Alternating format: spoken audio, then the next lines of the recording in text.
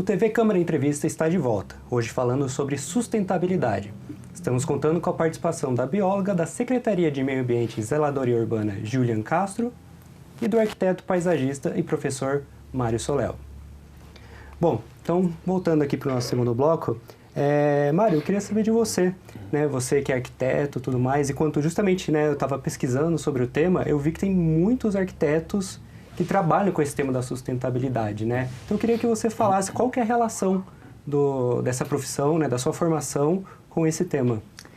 Sim, é uma relação bem intrínseca, né? Porque tudo que a gente faz está relacionado com o ambiente. Então, a forma como a gente vai intervir nesse espaço, ela vai ser determinante para dizer se a gente vai deixar um espaço, qual é o grau de impacto que a gente vai causar nesse ambiente e que pode ser um impacto negativo e positivo, né? E também a qualidade desse espaço. Hoje a sustentabilidade está muito ligada também com a questão da saúde, até um termo usado de saudabilidade, né? Então, se a gente não atingiu nem a sustentabilidade, imagina a saudabilidade, né? Mas a gente vê que realmente a gente tem caminhado bastante para isso. Basta a gente observar, né, as pessoas cada vez fazendo mais atividade física, procurando ter uma alimentação mais saudável, e daqui a pouco a gente vai ver que o ambiente que a gente vive está interferindo diretamente na nossa saúde e bem-estar, para o bem ou para o mal. Isso, inclusive, é um termo que foi cunhado já pela Organização Mundial de Saúde na década de 80, que é chamada Síndrome do Edifício Doente. E pelos nossos hábitos atuais, a gente passa cerca de 80%, 85% do nosso tempo em ambientes fechados. E a escolha desses materiais que estão aqui, para onde que está o quanto que a gente tem de iluminação e ventilação natural, tudo isso é uma decisão prévia, que no mundo ideal, né, deveria ser a cargo da arquitetura, né, o projeto arquitetônico para se pensar aquele ambiente, seja de uma casa, seja de um bairro ou de uma cidade. E também, especialmente porque o setor, né, da construção civil, ele é o que mais causa impacto negativo hoje, né, no Brasil. Seja pelo consumo, geração de CO2, também especialmente pela quantidade de geração de resíduos, né? Então, é urgente que a gente consiga mesmo repensar a forma com que a gente projeta, executa e vive nos ambientes. Então, por isso que a gente está bem linkado com esse termo aí de sustentabilidade.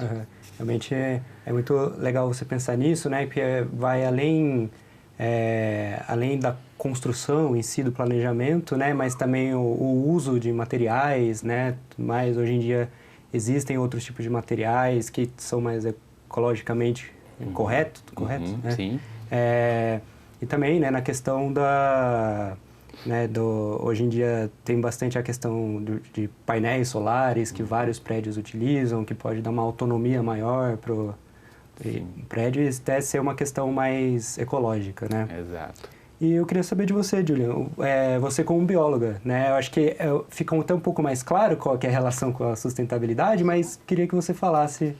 Sim, então, nesse caso, lembrando também que o biólogo, às vezes quando se pensa na ação do biólogo, lembra-se de plantas e animais apenas. Na verdade, o biólogo ele também está muito relacionado com licenciamento ambiental e com relatórios de impacto ambiental, estudo de impacto ambiental. Então, quando o biólogo atua dentro da área da sustentabilidade, ele também vem para pensar novamente, né, antes de acontecer alguma coisa, qualquer empreendimento que vai se instalar ali naquela cidade, naquele local, qual é o impacto que esse empreendimento vai trazer para aquele local. Então, estudo de fauna e flora daquela região, se aquele empreendimento vai causar algum prejuízo no rio, né, no ar que aquele local vai receber esse empreendimento.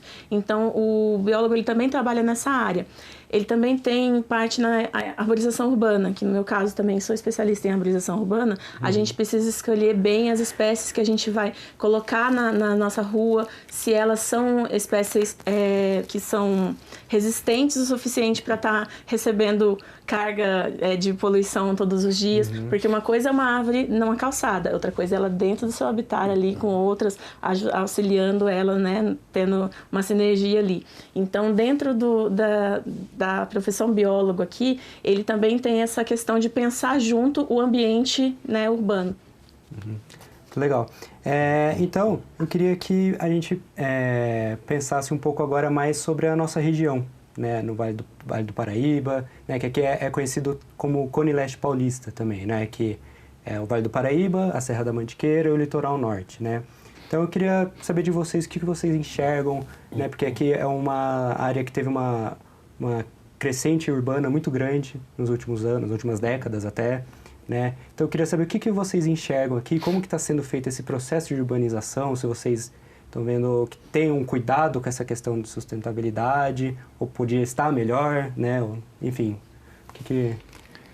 eu acho que sim, acho que a gente tem que avançar muito ainda em relação a esses pontos, apesar da gente já conseguir observar avanços, né? Eu vejo que a gente está bem nesse momento de transição, mas a gente está muito aquém do que poderíamos e deveríamos, né? A gente vê que o modelo de desenvolvimento, de padrão de ocupação de um espaço que se torna uma cidade, por menor que seja a cidade, ela repete o mesmo modelo das grandes metrópoles ou, falando aqui perto de nós, de São Paulo.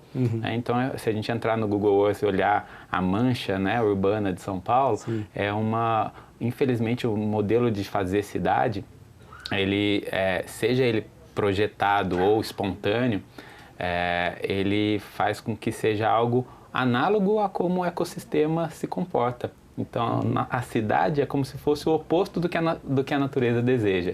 E a gente gasta tempo, dinheiro, recursos para manter evitando permitir que a natureza siga o seu curso. Então a gente vê a pouca presença de vegetação no ambiente urbano é uma herança nossa que faz com que tudo que nasça a gente chama de praga, de erva daninha, de invasora, de sujeira. É uma visão bélica, né, que a gente tem. Realmente. Inclusive que anteriormente na agricultura realmente foi replicado, né, esse modelo industrial bélico para definir algumas espécies como praga e criar um arsenal químico, né, para poder exterminar.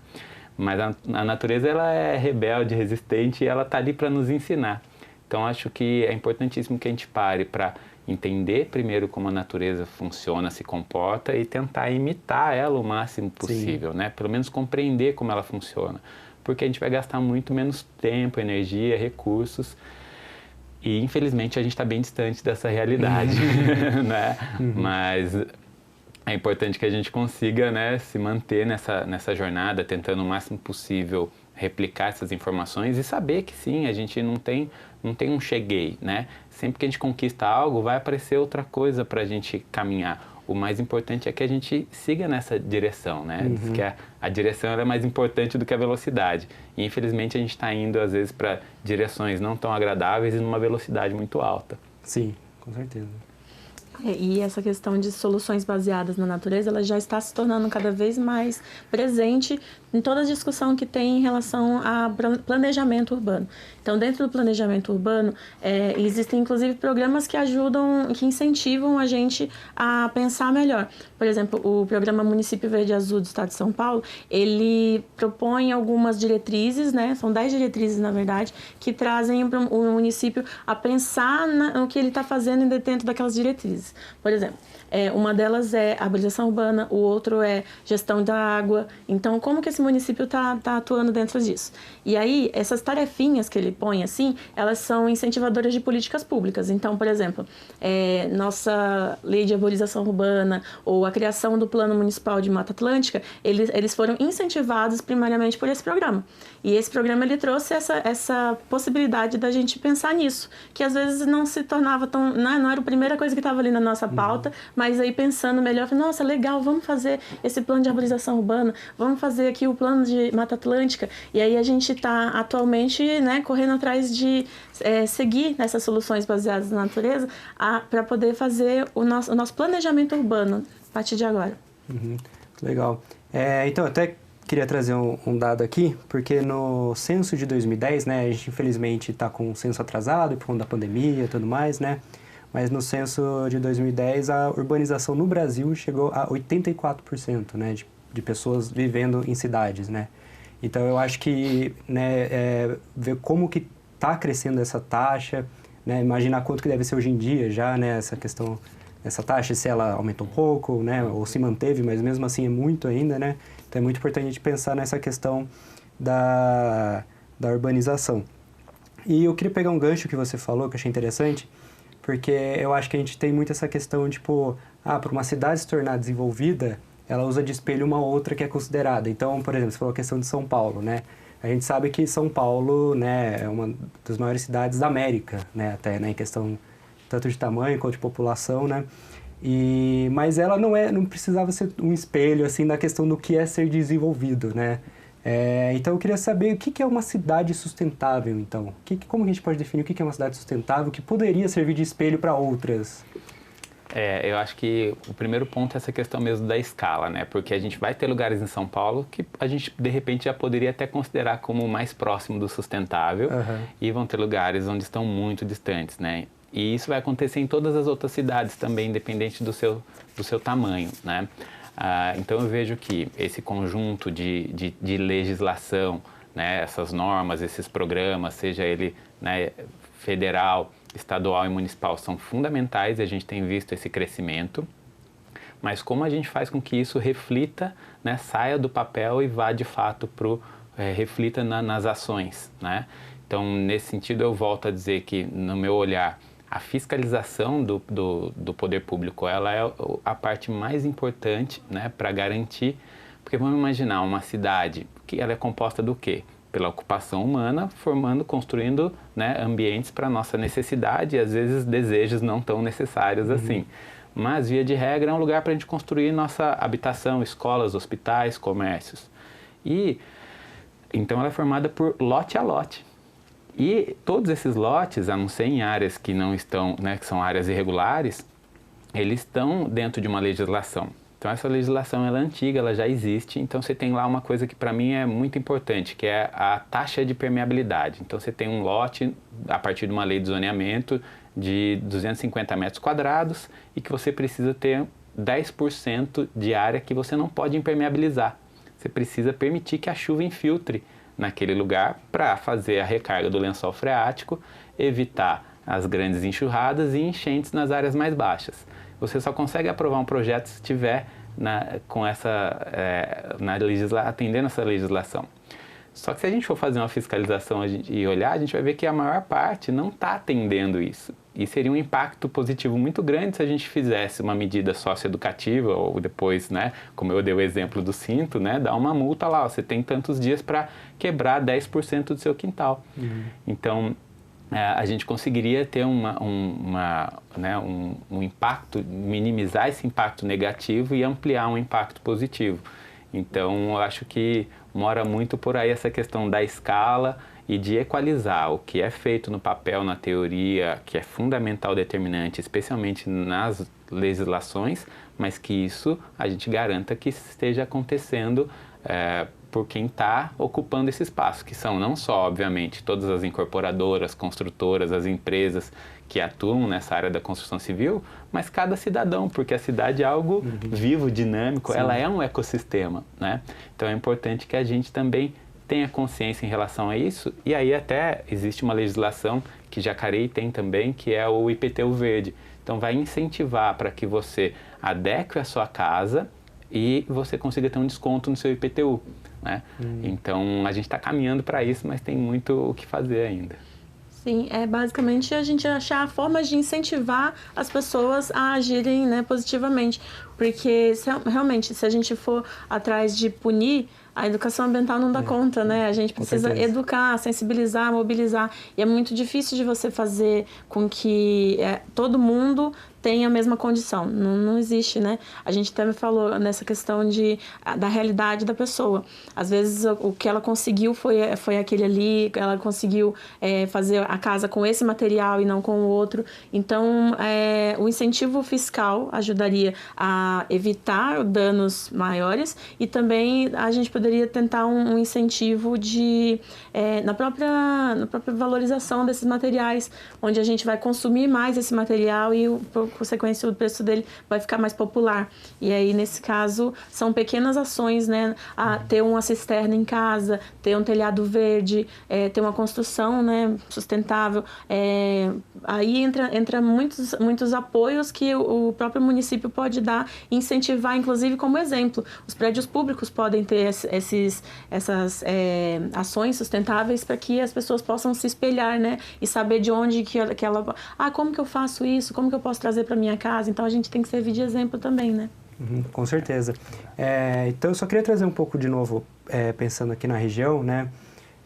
Eu acho que aqui na região, infelizmente, né, no começo do ano, a gente teve a questão das chuvas ali em São Sebastião, né, que mobilizou o país inteiro, que foi um grande desastre ambiental ali em relação às casas, enchentes, né, que não só acontece ali, acontece em várias cidades do país, São Paulo também, né, e um tema que eu vejo que quando se fala de sustentabilidade, fala sobre essa questão do planejamento urbano que cresce cada vez mais, é a questão do racismo ambiental, né, que eu até achava que era um termo novo, mas eu fui ver, ele foi cunhado na década de 70, lá nos Estados Unidos, né, quando se falava dos depósitos de material radioativo perto de comunidades, né, comunidades negras que ficavam na periferia, né.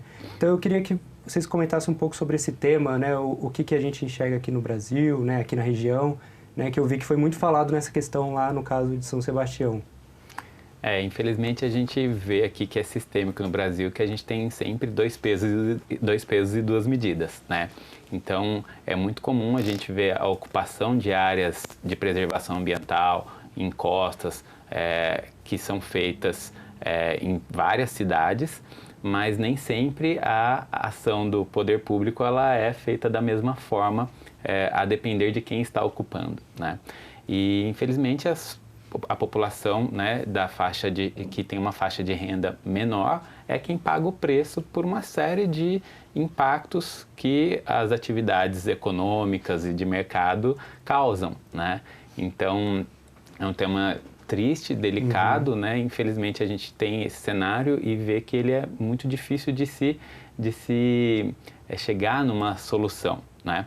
Claro, a partir de um plano diretor, uma lei de zoneamento que passe cada vez mais a olhar que a gente tem que fazer uma série de reparações históricas do nosso, né, do que se constituiu enquanto Brasil, e isso entra diretamente, né, porque via de regra, essa é a parte social da sustentabilidade. Não adianta também a gente fazer alguma coisa, pensar numa cidade sustentável, uma casa sustentável, mas que ainda aqueles que não têm, muitos não possam ter acesso por uma limitação econômica, né? Então, nesse caso, a gente, né, infelizmente, acaba tendo essa situação replicada em várias cidades do Brasil. Sim, porque por vezes aquela região ela é perigosa, ela já é uma região que não deve ser construída justamente por causa dessa questão. Tem a lei de zoneamento, aquela região ela não pode ser adensada, então não pode ter muitas pessoas no mesmo local por causa da instabilidade, mas aí o que acontece? É onde a pessoa consegue construir. E aí, infelizmente, existe às vezes a vista grossa e vai deixando, assim como beiras de rios, né? Que aí essas áreas elas são realmente reservadas às pessoas que têm menor poder aquisitivo e elas acabam construindo principalmente sem nenhum tipo de planejamento. E essa questão, essa soma da falta de planejamento, né, com o material e com o excesso de pessoas naquela região é que causa esses desastres, que na verdade a gente não pode chamar de desastre natural, né, porque não foi natural ali. Realmente como que eu posso usar esse termo? Foi uma consequência humana, né? Então, não é necessariamente um desastre natural. Foi uma penalidade. Sim.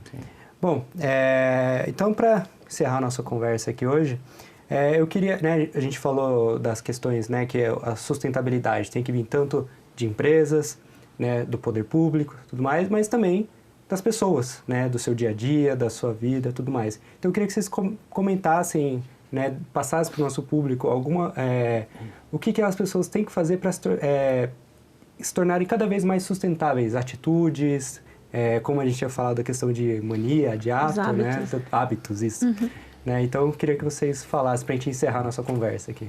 Legal, eu acho que a Júlia foi muito bem feliz nessa questão de falar dos hábitos mesmo, né? Que às vezes a gente acha que para a gente chegar em algo mais sustentável, a gente precisa de um aparato tecnológico, econômico, mas não, o maior desafio é justamente essa mudança de hábito. E eu gosto muito de um jargão que diz que não é porque a gente não consegue fazer 100% que a gente vai ficar parado no zero.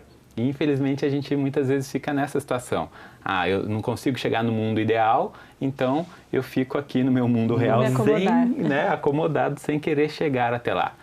Eu vejo, e digo por mim, assim, que é fundamental que a gente consiga sentir que a gente está tendo crescimento pessoal com a incorporação desses novos hábitos. A gente precisa sentir que a gente está tendo um retorno. É como quando você vai para a academia, né?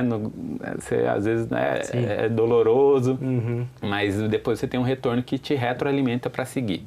Então, claro, tem uma série de ações práticas que a gente pode fazer, desde minimamente a questão de separação dos resíduos, se for possível fazer a compostagem, ela é um divisor de águas para a gente ver que a gente faz parte mesmo de um sistema cíclico e a gente se vê como parte daquele sistema, né?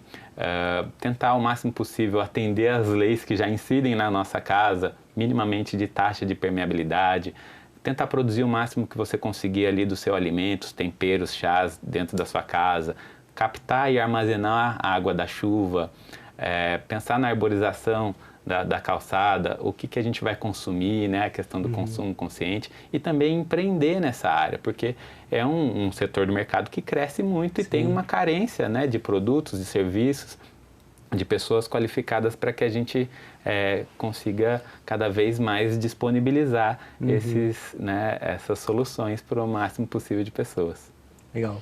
Sim, o simples hábito que a gente adquire com muito custo, que é de separar o lixo, já é um passo à frente, né? Como o professor falou, a gente não está mais parado, a gente já começa a fazer alguma coisa. Então, o caso de uma situação de um banheiro, por exemplo, onde você acaba o papel, você joga o rolinho de papelão no lixo que é orgânico, aquele lixo é rejeito, ele não vai poder ser reciclado. Mas quando você começa a adquirir o hábito de separar esse papelão, já é um material a mais para ser reciclado. O resíduo que você produz no banheiro, ele geralmente vai para o lixo, no lixo do próprio banheiro. Se você adquirir esse hábito de separar ele junto com o reciclável, já é um material a mais que não está indo para o aterro sanitário, ele está indo para reciclagem, vai ser reutilizado. E aí a gente também tem o hábito das nossas compras. É muito comum a gente não planejar a compra, comprou ali um monte de coisa, quando chega em casa e vai deixando, aquilo vai estragando, e aí você joga fora a comida que não precisava ter comprado. Então, é um hábito também de você fazer uma listinha, de fazer um consumo mais consciente no mercado. Eu preciso de 8 tomates? Não, acho que com 5 eu consigo fazer o que eu quero fazer. Eu vou deixar lá na gaveta apodrecendo. Então, tem coisas assim que são bobas. No nosso dia a dia, a gente faz sem pensar e acaba, ao final de um mês, quanto que você destruiu de comida, né? Quanto que você um simples planejamento, às vezes, lavar o carro e já lavar o quintal, que o pessoal costuma fazer, jogar... Não, hoje eu vou lavar o xixi do cachorro aqui, que não tem como, né? Tem coisa que não dá para varrer. Então, eu vou lavar o xixi do cachorro. Não, vou reutilizar a água, às vezes, da minha máquina para poder lavar esse xixi. Então, tem coisas que a gente consegue fazer no nosso dia a dia que um simples pensamento diferente você já consegue atuar de maneira mais positiva, né, para o meio ambiente. Só que é hábito. Quem que tem o hábito de recolher a água da máquina de lavar? Quem que tem o hábito de sair do banho com o shampoo vazio para jogar no reciclável? Não, joga ali mesmo, né? Então, são coisas que são diárias, mas ao mesmo tempo vão se tornando uma grande coisa quando você faz todos os dias e todas as pessoas da casa contribuem. Então, vai se tornando mesmo uma questão de melhoria através de um hábito. Então, né, a gente pode ver, né, que é uma questão do macro, mas o micro também já ajuda muito, né? Bom, gente, queria agradecer a participação de vocês, o papo foi ótimo. Eu acho que dava para ficar mais tempo aqui, né? Porque a gente acaba vendo que como tudo tem relação com esse tema, né? Realmente muito interessante. Então, muito obrigado pela presença de vocês. Lembrando que você pode fazer sugestões de temas e também reassistir às nossas entrevistas nas redes sociais. É só pesquisar TV Câmara Jacareí. O TV Câmara Entrevista fica por aqui. Muito obrigado pela sua companhia e até o nosso próximo programa.